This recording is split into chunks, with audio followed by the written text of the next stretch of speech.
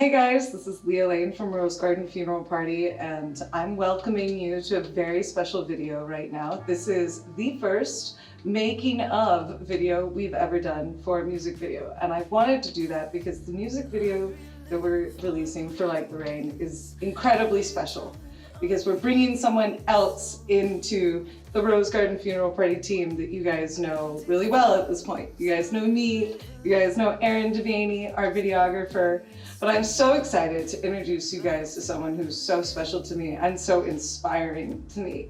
The person that you're gonna see talk a lot in this video, his name is Ellie Bowder, and she is an exceptional dancer and an exceptional creative and of course, an exceptional person. So I'm really excited for you guys to hear her story and hear all about what has made her who she is today as a person and as a dancer, and how she incorporated so much of the beautiful aspects of her journey and her personality and her heart into what I think is such a beautiful music video. So without further ado, guys, meet Ellie Bowder.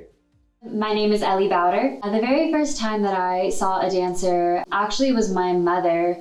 When I was a little girl, she owned her own ballet studio, and she would also perform in our dance recitals. So I started dancing around 2 years old. I was growing up in her dance studio and watching her dance and watching her on stage after our ballet recitals. I definitely felt like I was born into it. It was my mother's love, and she shared that passion with me, and I grew up in the studios, and I think it was around maybe I was 9 or 10 years old. I remember having a conversation with my mother like in our living room, and she was like, okay, if you're going to do company dance, studio dance, competition dance, you're not going to get to go to the birthday parties, and your weekends you're going to be in the studio. After school you're going to be in the studio. You're not going to have the time for ice cream socials or all that. And I was like, it wasn't even a question. The studio was where I wanted to be. I started auditioning for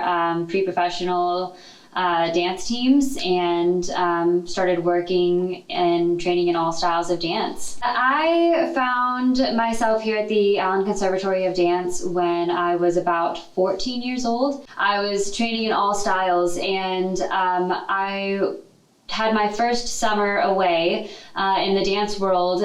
It's very common for dancers that are seeking very serious training to audition for summer programs, and you train all school year with your company, and then you start auditioning around the springtime for what you're going to do that summer, and these ballet companies tour internationally to find dancers that they would like to train. I did my first summer workshop when I was 12, almost 13 years old with American Ballet Theater, and after that I came back and it was all about ballet for me from that point on. And so I had that conversation with my mother, and I was like, competition dance is great. I love it, but I just want to pursue ballet. And I landed here at Allen Conservatory and was really, really blessed to come in and find my place here. And we just loved the opportunity that Stephanie Best, that's our studio owner, gives to her dancers. I mean, I've been afforded the opportunity to train with big names in the ballet world, names that are going to go down in ballet history, and she brings them here to the studio to train her dancers. And Stephanie Best as well is a phenomenal trainer, and so I was really grateful to find my place here. Stephanie started the studio in, I believe it was in 1995, and she journeyed here from Russia, and she got her master's in business and opened up the conservatory, and then started the nonprofit, which is the Civic Ballet, and has devoted her career to training young dancers. And so many of the ballerinas that she trains here go on to have very successful careers as professional dancers. I did study predominantly modern dance at the University of North Texas. I also was able to receive a lot of great ballet training at that university as well. To be completely honest, I didn't even start school for dance. In those latter years of high school and my first year of college, and kind of the transition between those two timelines was on a bit of a break, focusing on mental health, and I started school at UNT for psychology. It really wasn't it for me. I wasn't ready to hang up my pointe shoes just then. Even if I thought I was, I wasn't. I had a dream one night, my freshman year in college, of myself dancing on stage again, and I just had this very visceral response to that dream. I woke up and just immediately called my mother. It was like 3 a.m. and I'm just crying on the phone, and she's like, "What's going on? Are you okay?" And I was like, "Mom, I am not done dancing and it's time for me to go back to it." And she was like, "Absolutely it is." I got off the phone with her, and like the next week was, talking to the administration at the university and trying to switch my major from psychology back into dance. And then I had missed the audition time, so they'd interviewed me and placed me in a few trial classes, and I was invited into the program. And the way that their curriculum works is it is very modern dance heavy with ballet incorporated, and I am so thankful for that, because having studied ballet predominantly, I was really thrown into something that was so new to me, and I had such more of an opportunity to grow as a dancer and as an artist, so I'm really thankful for that. Before starting dance at UNT, I went to school for psychology. That was mostly because around the age of 17, I found myself really struggling with my mental health. And I was very, very seriously depressed, and I was experiencing depression for two years to be exact. My junior year of high school is when I started really becoming aware that I was really struggling with my mental health. And I was seeing a therapist at the time. I had a psychiatrist, and I had a nutritionist. My team of mental health professionals decided that it was probably best for me to step away from dance for a little while to gain some clarity about my perspective on life, and maybe dance wasn't what was serving me at that time. Looking back, I don't think that I would have recommended that to my younger self, but you know what, I was an adolescent and I was very trusting of my support system. So I, followed their recommendation, and I took a break from dance, and I fell deeper into that depression, to be completely honest, because taking away dance from someone who it had been their entire life, and everything I'd ever known, it felt like a major loss of identity. So I really struggled then at that point, not only with depression and all that came along with that, and then also this major loss of self and loss of identity. And I found myself going to school for psychology because I ultimately at that point just thought, okay, well, if I can learn as much as I possibly can about what's going on with me and with my mind, maybe I can help others, one day. It was about a year into my major when God gave me the dream of me dancing again, and turned it all around for really great reasons, and I found myself becoming a dance major at the University of North Texas. I started teaching dance when I was 16 years old. So if I wasn't in class, taking class, I was in the studio teaching class, or assisting other teachers with their classes. And I have always had such a love for children. So that's a huge part of just my heart. And I was always looking for opportunities to serve in that way. And teaching is just kind of a natural extension of that. I feel the most myself when I can just pour into them. And likewise, I feel very fulfilled myself getting to do that. I would say my biggest influence in modern dance would be Martha Graham. She's one of the founders of modern dance. I just really fell in love with how freeing, how her movement feels. It's a very liberating experience to train for so many years in ballet and make that transition into modern dance. Ballet really goes against the natural position of the body. In dance, your body's your instrument. It takes your body and it turns it into that instrument, and you are,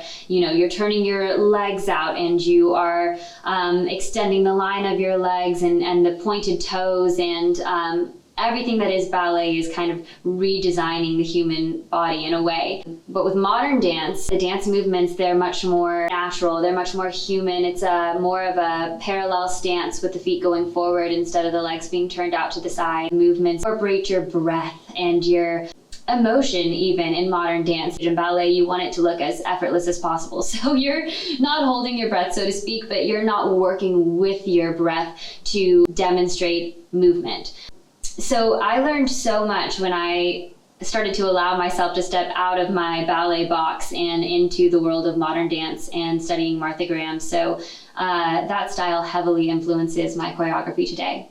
There really isn't a difference or a separation amongst styles, and pairing a certain style of dance with music. There's a oneness dancing to music. I've studied dance movement for movement's sake without music, and that is not nearly as life-giving as dancing with music in any genre, in any style, in any category. It's not that one is more of a conversation than another. In the arts world and the dance world, you have improvisation, right? Ebb and flow, sharing your art with your fellow artists. You know, the music calls and the dancer responds, and times the movement calls and the music responds, and it is a dance itself, and it's beautiful. You know, I really do believe that music is a universal language, and it has the power to connect our souls, and I think that dance is a very important element in that conversation that we have with each other and with the world around us. Choreographing this music video, you will see a lot of inspiration from Martha Graham. A lot of the movements are very open chest and open arms, and very much energy extending beyond the lines of the movement. Visually, inspiration of mine was Louis Fuller.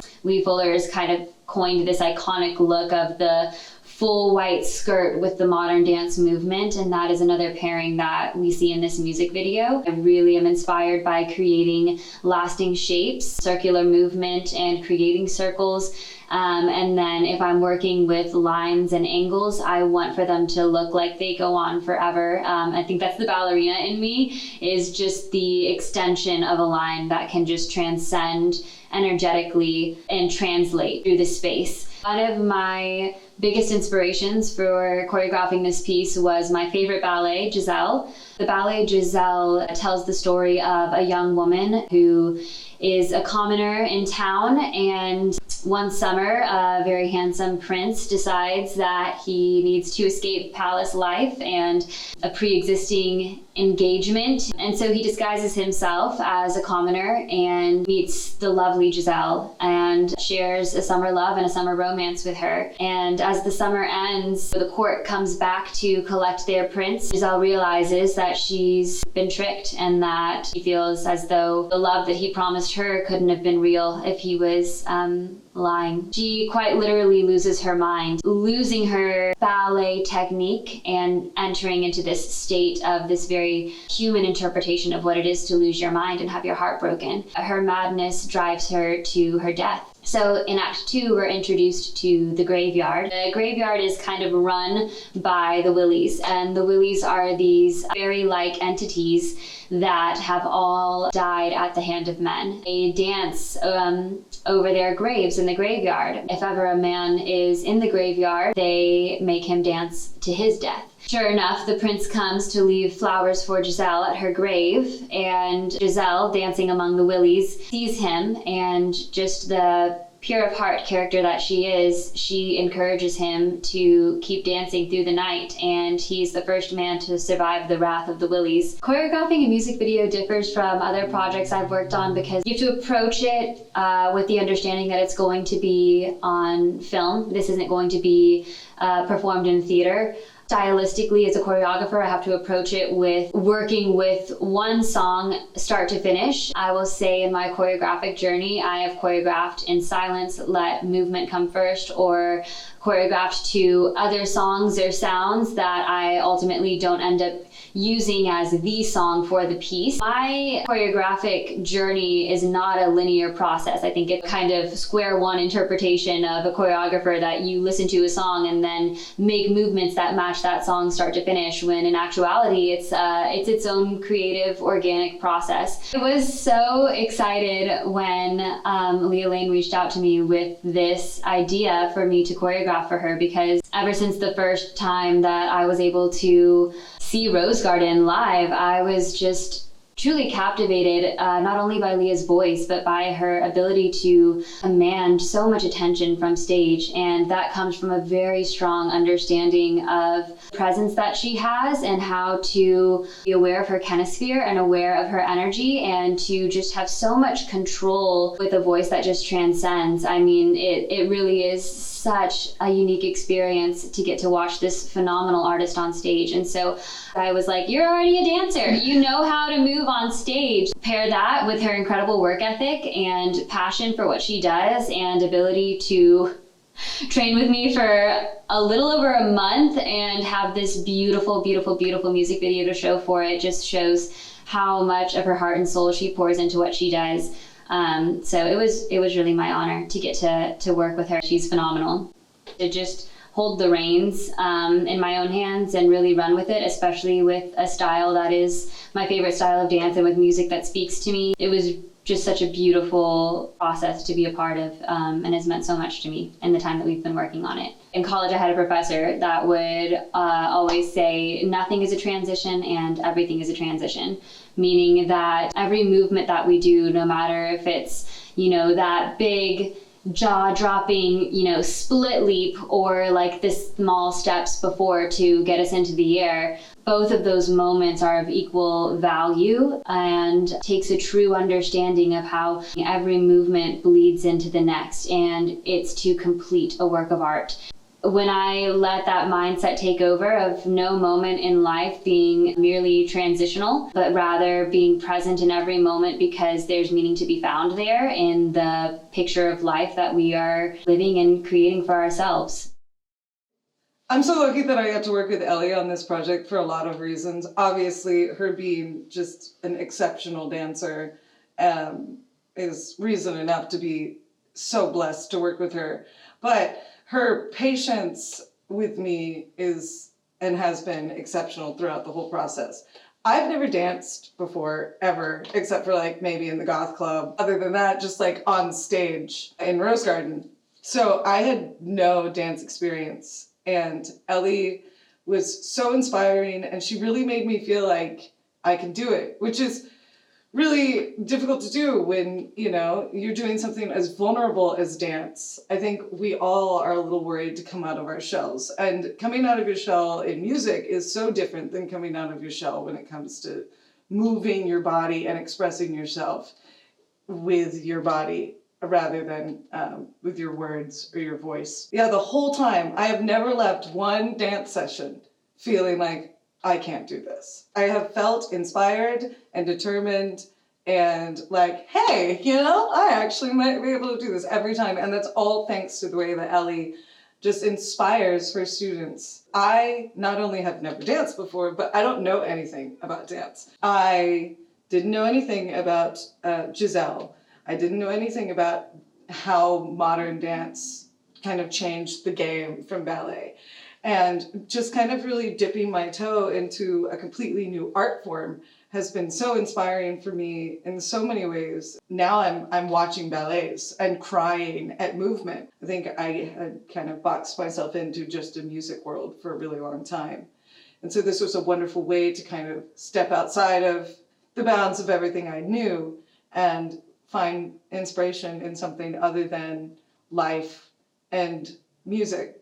And I feel like in a strange type of way, dance is the combination of life and music. The song Like the Rain is about the unpredictability of emotions, but the assurance that they will always come and find you, no matter how far away you run from them.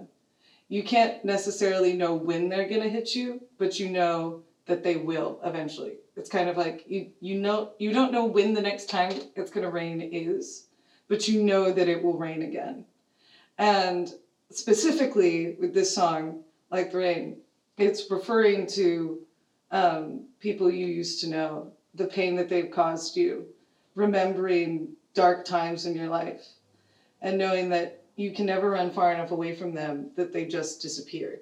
The dark times that you go through are a part of who you are forever.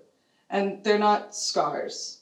They're like little medals of honor because you made it through that time. And remembering them and giving reverence to them is not glorifying your pain.